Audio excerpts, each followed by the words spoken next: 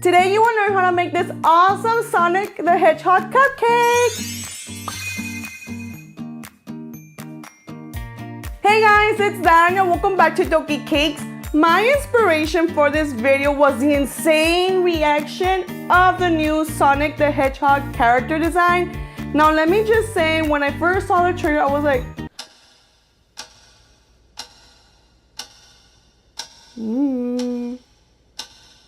what the hell? It just doesn't feel right. It's not Sonic. Why can't people just stick with the original design? Seriously? We are all waiting for the new character design, and let's all just pray that we won't be disappointed. But today we are making this awesome and easy Sonic the Hedgehog cupcake. Seriously, this is how Sonic should really look like. Alright, now I'm shutting up and let's start with this tutorial. Maggie, what are the steps? Step 1, baking cool cupcakes. Did you ever get the feeling of joy when your cupcakes are baking, you check on them and it looks so perfect and rising perfectly? You're like, ah, satisfaction. But then as you take it out, they look like this. Oh my gosh, they really ooze out. And just take a look at this one. It looks like a big mountain. Why does this always happen to me? Well, at least I've learned to embrace the awkwardness and turn this into something positive.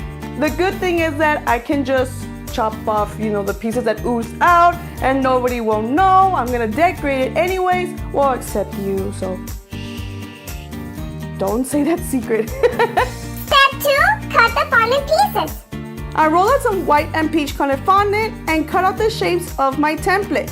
If you want this template, just let me know, guys, in the comments and I will send one to you. After you cut out these pieces, you will add the eyes, draw in the smile. You're gonna brush some water around the eyes, and I rolled out a long snake shape of blue fondant and press it all around the eyes.